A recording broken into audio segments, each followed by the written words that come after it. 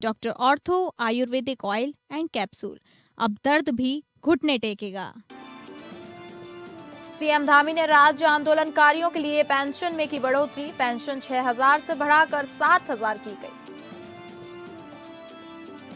उत्तराखंड में बढ़ते अपराध पर कांग्रेस का हल्ला बोल, पुलिस प्रशासन की कार्यशैली पर कड़ा प्रहार। दून अस्पताल में एक ही कमरे में जांच की सारी सुविधा रहेंगी मौजूद, मरीजों की सुविधा के लिए नई व्यवस्था के लिए 13 हेल्थ पैकेज तैयार। देहरादून में प्रतियोगिता परीक्षा में नकल कराने वाले गैंग की गिरफ्तारी, special task force Meerut unit और उत्तराखंड एसटीएफ की पहल।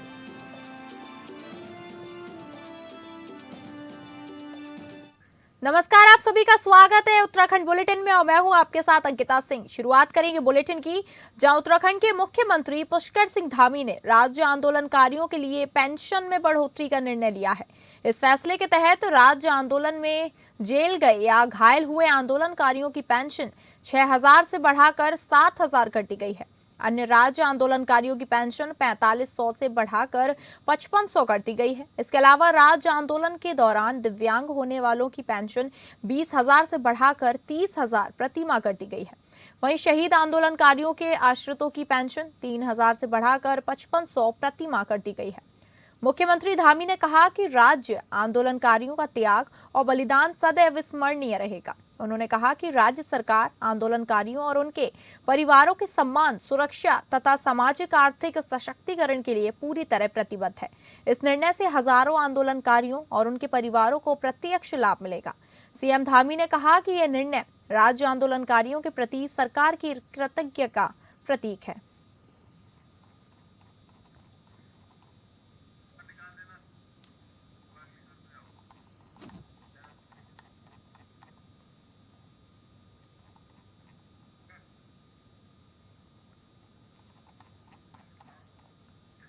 चुनाव नजदीक आते ही राजनीतिक बयानबाजी तेज हो गई है। इसी क्रम में भारतीय जनता पार्टी के प्रदेश प्रवक्ता कमलेश रमन ने कांग्रेस पर एक बार फिर तुष्टीकरण की राजनीति करने का आरोप लगाया है। कमलेश रमन के अनुसार कांग्रेस पार्टी ने पहले मुस्लिम समुदाय से जुड़े मुद्दों पर बड़े वादे किए, जैसे जुम्मे की नमाज के लिए छुट्टी और मुस्लिम यूनिवर्सिटी की स्थापना।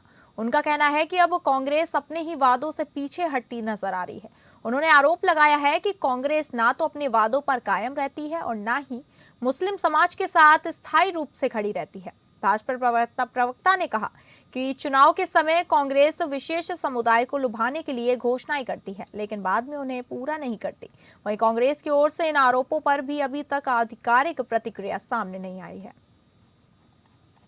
दरकिनार करते हैं उनको किए गए। देखिए, बात सच्चाई की है और जब कोई व्यक्ति कुछ कहता है या करता है तो उसे मुकरना नहीं चाहिए और ये बात सच है। जब वहां पर सहसपुर में किसी व्यक्ति ने, अकील अहमद जी ने, जब वहां प्रेस करी और अपनी जो 22 मांगे थी उनको रखने का काम किया 2022 में, क्योंकि वो पार्टी ज्वाइन कर रहे थे तो उन्होंने अपनी मांगे रखी। उन्होंने बहुत सारी अपने समाज के लिए मांगे रखी जिनको मानने का काम किया। उसमें स्पेशल एक मुस्लिम यूनिवर्सिटी भी है। तो कहीं ना कहीं जब आपने कहा है और जब कहा है तो आप उससे आज मुकर रहे हैं। मुकरने की क्या जरूरत है? क्या वो समाज जो बरसों बरसों तक आपके ऊपर भरोसा करता चला आया कांग्रेस के ऊपर, आज कांग्रेस उनसे पल्ला झाड़ रही है? आज कांग्रेस उनके साथ नहीं खड़ी है? एक तरफ तो आप कहते हैं कि वो हमारा वोट बैंक है और अपने वोट बैंक को आप इस तरीके से दरकिनार करते हैं, उनको किए गए वादों से आप मुकरने का काम करते हैं। तो कहीं ना कहीं ये कांग्रेस का दोहरा चरित्र है और वो अपनी बात से हमेशा मुकरते हैं। कहते हैं कि अगर ये सच्चाई आ गई तो हम राजनीति छोड़ देंगे, जुम्मे की छुट्टी का कोई पत्र आ गया तो मैं संन्यास ले लूंगा। अब जुम्मे की छुट्टी का पत्र भी सामने है और मुस्लिम यूनिवर्सिटी का भी अब सबूत तो सबके सामने है। साक्षात को प्रमाण की आवश्यकता नहीं। सहसपुर में 100 बीघा जमीन जिस तरीके से उन्होंने एक अल्पसंख्यक ट्रस्ट को देने का काम किया, तो ये डेमोग्राफी को नुकसान पहुंचाने के लिए, उसको चेंज करने के लिए ही तो किया। आज अगर पुष्कर सिंह धामी जी उस डेमोग्राफी को चेंज नहीं होने देंगे और सख्ताई से कानून का पालन कर रहे हैं और अपनी संपत्ति को अगर राज्य सरकार में निहित कर रहे हैं, तो कांग्रेस के पेट में क्यों दर्द हुआ भाई? देहरादून से खबर है, जहां एसएसपी आवास से बमुश्किल 500 मीटर की दूरी पर स्थित सिल्वर सिटी मॉल में जिम से बाहर आ रहे विक्रम शर्मा नामक युवक की बदमाशों ने गोली मारकर हत्या कर दी गई।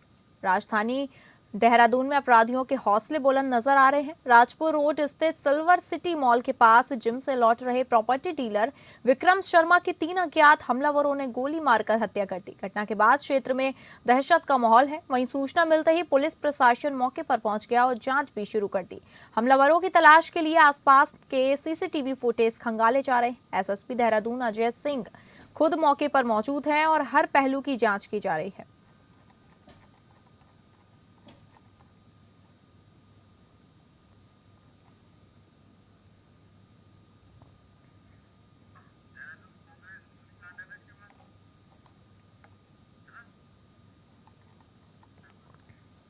प्रदेश में बढ़ती आपराधिक घटनाओं को लेकर सियासत तेज हो गई है। लगातार सामने आ रही हत्या और अन्य गंभीर वारदातों के मामले पर चिंता जताते हुए कांग्रेस ने राज्य सरकार और पुलिस प्रशासन की कार्यशैली पर कड़ा प्रहार किया। पार्टी का कहना है कि पिछले 1 महीने से लगभग हर सुबह किसी न किसी स्थान से हत्या या अन्य दुर्भाग्यपूर्ण घटनाओं की खबरें सामने आ रही हैं, जो कानून व्यवस्था की बिगड़ती स्थिति की ओर इशारा करती है। कांग्रेस प्रदेश अध्यक्ष गणेश गोदियाल ने आरोप लगाया है कि प्रदेश में कानून और व्यवस्था बनाए रखने की जिम्मेदारी पुलिस की होती है, लेकिन वर्तमान परिस्थितियों में पुलिस प्रशासन अपने मूल दायित्व से भटक गया है। उनका कहना है कि मुख्यमंत्री और सरकार में बैठे मंत्रियों के इशारों पर वरिष्ठ पुलिस अधिकारी काम कर रहे हैं और उनकी प्राथमिकता आम जनता की सुरक्षा के बजाय सत्ताधारियों की अपेक्षाओं को पूरा करना बन गई है। गोदियाल ने कहा कि जब पुलिस तंत्र निष्पक्ष रूप से कार्य नहीं करता है और राजनीतिक दबाव में काम करता है, तो इसका सीधा असर आम नागरिकों की सुरक्षा पर पड़ता है। उन्होंने दावा किया कि प्रदेश में आम लोगों की जान खतरे में है और पुलिस विभाग पूरी तरह सरकार की अपेक्षाओं को पूरा करने में लगा हुआ है। कांग्रेस ने राज्य सरकार से कानून व्यवस्था की स्थिति पर तत्काल ठोस कदम उठाने और पुलिस प्रशासन को राजनीतिक दबाव से मुक्त कर निष्पक्ष रूप से काम करने देने की मांग की है। बड़ा अफसोसजनक ये समाचार है और हर दिन सुबह सुबह का पिछले 1 महीने से यही समाचार है, जिसमें कि ये सुनने में आ रहा है कि हर दिन अमुक जगह पर हत्या हो गई, अमुक जगह पर दुर्भाग्यपूर्ण इस तरह की घटनाएं घट गई। प्रदेश में कानून और व्यवस्था की स्थिति को संभालने के लिए ये जवाबदारी पुलिस की होती है और ये पुलिस का काम है कि पुलिस प्रदेश में कानून और व्यवस्था की स्थिति को कंट्रोल में रखे। लेकिन चूंकि मुख्यमंत्री के इशारे पर और इस प्रदेश के सरकार के सत्ता में बैठे हुए मंत्रीगणों के इशारे पर तमाम पुलिस के वरिष्ठ अधिकारी उनके निजी अपेक्षाओं की पूर्ति करते हैं। उनकी निजी अपेक्षाओं के अनुरूप उनका आचरण है, उनका कार्य है और इसलिए आम जनता की सुरक्षा का जो दायित्व है उससे वो लोग अपने को निवृत्त समझ रहे हैं।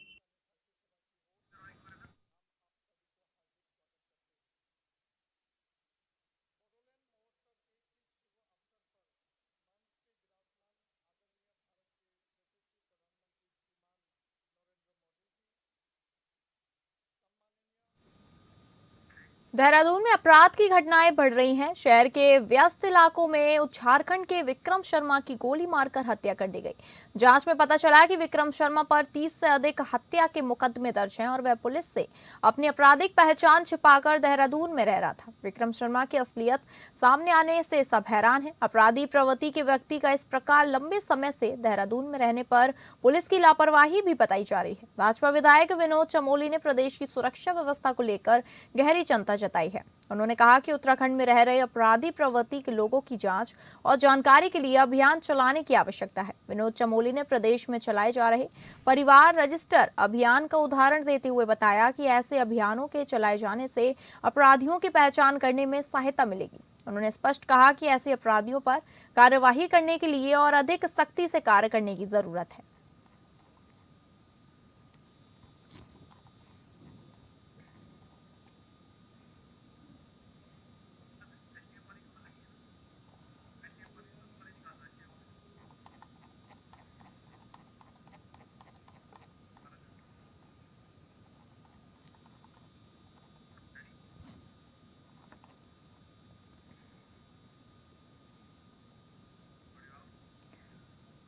Special task force Meerut unit और उत्तराखंड एसटीएफ ने देहरादून में एसएसपी एमटीएस प्रतियोगी परीक्षा में नकल कराने वाले गैंग के 2 सदस्यों को गिरफ्तार किया है।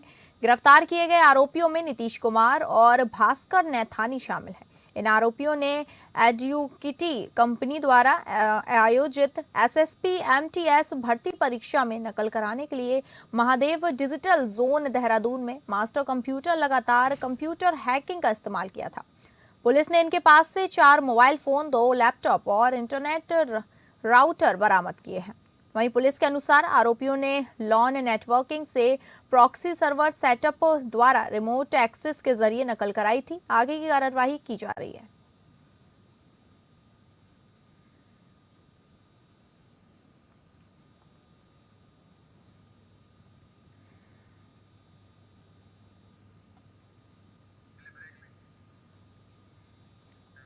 खबर है जहां पुष्कर सिंह धामी सरकार ने प्रदेश में व्यापक प्रशासनिक फेरबदल करते हुए आईपीएस अधिकारियों के तबादले कर दिए हैं। आईएएस और पीसीएस अधिकारियों के स्थानांतरण के बाद अब पुलिस महकमे में भी बड़े स्तर पर बदलाव किया गया है। सबसे अहम बदलाव ऊधम सिंह नगर में हुआ है, जहां आईपीएस अजय गणपति कुंभार को नया वरिष्ठ पुलिस अधीक्षक नियुक्त किया गया है। वे पूर्व में चंपावत में पुलिस अधीक्षक के पद पर तैनात थे। वहीं पूर्व एसएसपी मणिकांत मिश्रा को पुलिस अधीक्षक अभिसूचना की जिम्मेदारी सौंपी गई है। राजधानी देहरादून में एसएसपी अजय सिंह को एसटीएफ की कमान दी गई है, जबकि नवनीत सिंह को हरिद्वार का नया एसएसपी बनाया गया है। इसके अलावा एसडीआरएफ सतर्कता मुख्यालय सहित पिथौरागढ़, बागेश्वर, रुद्रप्रयाग, चंपावत और अल्मोड़ा में भी पुलिस अधीक्षकों के तबादले किए गए हैं। शासन ने सभी अधिकारियों को तत्काल प्रभाव से कार्यभार ग्रहण करने के निर्देश दिए हैं। वहीं सरकार का यह कदम कानून व्यवस्था को और अधिक मजबूत करने की दिशा में महत्वपूर्ण माना जा रहा है।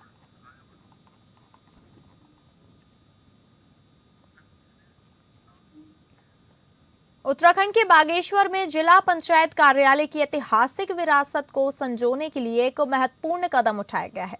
जीर्ण शीर्ण हालत में पहुंच चुके इस कार्यालय की मरम्मत के लिए 25 लाख रुपए की धनराशि निर्धारित की गई है। जिला पंचायत के 19 सदस्यों ने सर्वसम्मति से इस प्रस्ताव को पारित किया है। अपर मुख्य अधिकारी जिला पंचायत बागेश्वर अनिल जोशी ने बताया कि यह मरम्मत कार्य ऐतिहासिक पंचायत भवन को संरक्षित करने के उद्देश्य से किया जा रहा है।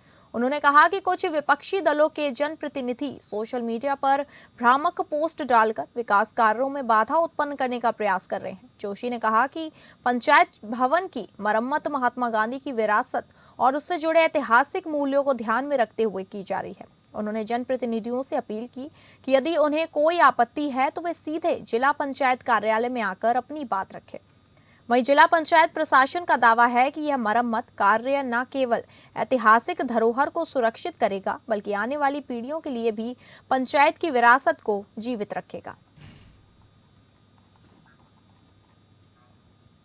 देहरादून के दून अस्पताल में भर्ती ओपीडी को देखते हुए मरीजों की सुविधा के लिए नई व्यवस्था शुरू की जा रही है। अब रजिस्ट्रेशन, बिलिंग, सैंपल कलेक्शन और रिपोर्ट एक ही कमरे में उपलब्ध होगी, जिससे लोगों को अलग अलग काउंटरों पर नहीं भटकना पड़ेगा। चिकित्सा अधीक्षक प्रो डॉक्टर रविंद्र सिंह बिष्ट ने कहा, उन्होंने बताया कि अस्पताल में प्रतिदिन 2.5 से 3,000 तक ओपीडी हो रही है। आम लोगों की रूटीन जांच को आसान बनाने के लिए हेल्थी हार्ट एग्जीक्यूटिव पैकेज और एनीमिया प्रोफाइल सहित करीब 13 हेल्थ पैकेज तैयार किए गए हैं। सभी जांचें सरकार द्वारा निर्धारित कम दरों पर उपलब्ध होंगी। सरकारी अस्पतालों में इस तरह की सुविधाएं कम होती थी या फिर डॉक्टर स्पेसिफिक जो टेस्ट कराने होते थे वही लिखते थे। आप पूरे पैकेज के साथ ये रहेगा, किस तरह की दरें निर्यात की हैं, क्या तय की हैं सर आप लोगों ने, क्या कुछ? आप जैसे कि आप लोग जानते हैं कि दून अस्पताल की ओपीडी रोज दिन भर दिन बढ़ती जा रही है।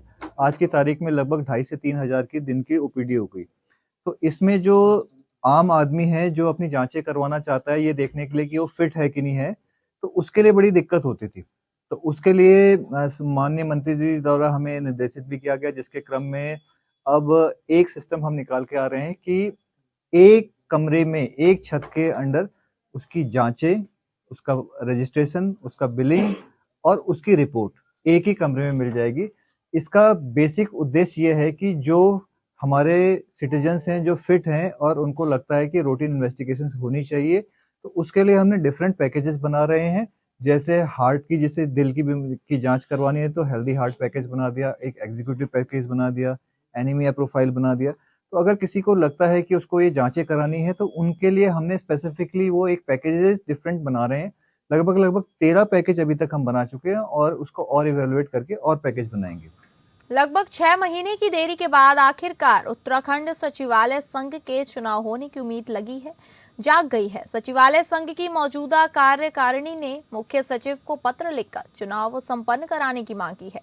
वहीं सचिवालय संघ के पूर्व अध्यक्ष दीपक जोशी का कहना है कि चुनाव में देरी की वजह से कर्मचारियों को कई तरह की समस्याओं से दो चार होना पड़ा है, जिनकी लड़ाई हम लगातार लड़ते रहे। अब सचिवालय संघ का चुनावी कार्यक्रम जल्द घोषित किया जाएगा और उम्मीद है कि संघ से जुड़े सभी कर्मचारी इसमें बढ़ चढ़कर हिस्सा लेंगे। सचिवालय संघ के चुनाव पेंडिंग थे 2 साल से, जिस तरह से अब लगातार पत्राचार कर रहे थे, अब क्या इसमें अपडेट आया है? देखिए, अभी 10 फरवरी की एक चिट्ठी प्रकाश में आई है जिसमें कार्यकारिणी को भंग कर दिया गया है और नए चुनावों के लिए जो भी प्रक्रिया है उसका अब प्रारंभ हो जाएगी और चुनाव अधिकारी नियुक्त होते हुए रसीदें काटने का काम और उसके बाद चुनाव करने का कार्यक्रम होगा। और मुझे लगता है इसमें 1 महीने का समय लगभग लग जाएगा और 1 महीने बाद चुनाव की घोषणा, चुनाव की तिथि एक तय हो सकती है, जो चुनाव अधिकारी जिस तरह से चाहें। और बहुत प्रयास के बाद, काफी 6 महीने के विलम्ब के बाद, मैं कहूँगा देर आए दुरुस्त आए और ये प्रयास सफल हुआ और अब कार्यकारिणी भंग हो गई और नई कार्यकारिणी, अच्छी कार्यकारिणी चुन के आएगी, कर्मचारियों के हितों के लिए लड़ेगी। इसी भावनाओं के साथ आने वाली कार्यकारिणी को बधाई। जिलाधिकारी अंशुल सिंह ने चौखुटिया और तड़ागताल क्षेत्र का भ्रमण और निरीक्षण किया। उन्होंने तड़ागताल क्षेत्र को पर्यटन स्थल के रूप में विकसित किए जाने की संभावनाओं पर गंभीरता से विचार किया। स्थानीय जनप्रतिनिधियों और ग्रामीणों ने जिलाधिकारी से कहा कि तड़ागताल को झील के रूप में विकसित करने से न केवल क्षेत्र में पर्यटन गतिविधियों को बढ़ावा मिलेगा, बल्कि स्थानीय स्तर पर पेयजल की समस्या के समाधान की दिशा में भी ठोस पहल संभव होगी। जिलाधिकारी के तड़ागताल में निर्माणाधीन सड़क कार्य का स्थलीय निरीक्षण कर संबंधित अधिकारियों को गुणवत्ता एवं समयबद्धता सुनिश्चित करने के लिए निर्देश दिए। जनप्रतिनिधियों और ग्रामीणों ने क्षेत्र की विभिन्न समस्याओं से अवगत कराया, जिनमें आबादी के बीच स्थित बिजली के खंभों को सुरक्षित स्थान पर स्थानांतरित किए जाने की मांग प्रमुख रही। इस पर जिलाधिकारी ने संबंधित विभाग को तुरंत कार्यवाही के निर्देश दिए। भ्रमण निरीक्षण के उपरांत जिलाधिकारी ने स्थानीय चाय स्टॉल पर बैठकर ग्रामीणों और जनप्रतिनिधियों के साथ संवाद स्थापित किया और उनकी समस्याओं को गंभीरता से सुना। उन्होंने संबंधित अधिकारियों को त्वरित और प्रभावी समाधान सुनिश्चित करने के निर्देश दिए। जिलाधिकारी ने माता अग्निदेवी देवी मंदिर में दर्शन कर मंदिर परिसर के सौंदर्यीकरण हेतु कार्य कराए जाने के निर्देश प्रदान किए। इसके बाद जिलाधिकारी ने चौखुटिया में अग्नेरी और बाखली खेल मैदान का निरीक्षण किया और खिलाड़ियों से संवाद किया। उन्होंने चौखुटिया में एक खेल मैदान को सुविधा युक्त मिनी स्टेडियम के रूप में विकसित किए जाने की संभावनाओं पर विचार व्यक्त किया और उन्होंने कहा कि खेल और पर्यटन सुविधाएं एक दूसरे की पूरक हैं। इन दोनों क्षेत्रों के समन्वित विकास से स्थानीय युवाओं को अवसर प्राप्त होंगे और क्षेत्रीय अर्थव्यवस्था को भी सुदृढ़ आधार मिलेगा।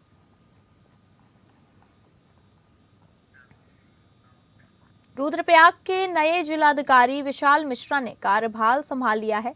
वे 2018 बैच के IAS अधिकारी हैं। विशाल मिश्रा ने गढ़वाल मंडल विकास निगम के प्रबंध निदेशक के रूप में भी कार्य किया है, जहां उन्होंने पर्यटन अवसंरचना और व्यवस्थाओं को मजबूत करने के लिए काम किया। इसके अलावा वह मिशन निदेशक जल जीवन मिशन के रूप में भी कार्यरत रहे हैं। नए जिलाधिकारी ने कार्यभार संभालने के बाद कहा कि वे जनपद के समग्र विकास, सुशासन, पारदर्शिता और आगामी 4 धाम यात्रा के सफल संचालन के लिए सभी विभागों के साथ मिलकर काम करेंगे। शासन से प्राप्त निर्देशों के क्रम में आज दिनांक 13 फरवरी को मेरे द्वारा रुद्रप्रयाग जिले मजिस्ट्रेट के रूप में कार्यभार ग्रहण किया गया है और as a DM of Rudraprayag मेरी मेन प्रायोरिटी रहेंगी 4 धाम यात्रा को सफल तरीके से संचालन कराना और इस तरीके से संचालन करना कि जो भी आम जनमानस, जो तीर्थयात्री यहाँ पर आ रहे हैं, उनको असुविधा का सामना ना करना पड़े। इसके साथ ही साथ हमारा प्रयास रहेगा कि शिक्षा, स्वास्थ्य के क्षेत्र में, रोड कनेक्टिविटी के क्षेत्र में और बेहतर प्रयास किए जाएं ताकि रुद्रप्रयाग जिला एक आदर्श जिले के रूप में स्थापित हो सके। तो फिलहाल उत्तराखंड बुलेटिन में बस इतना ही। नमस्कार।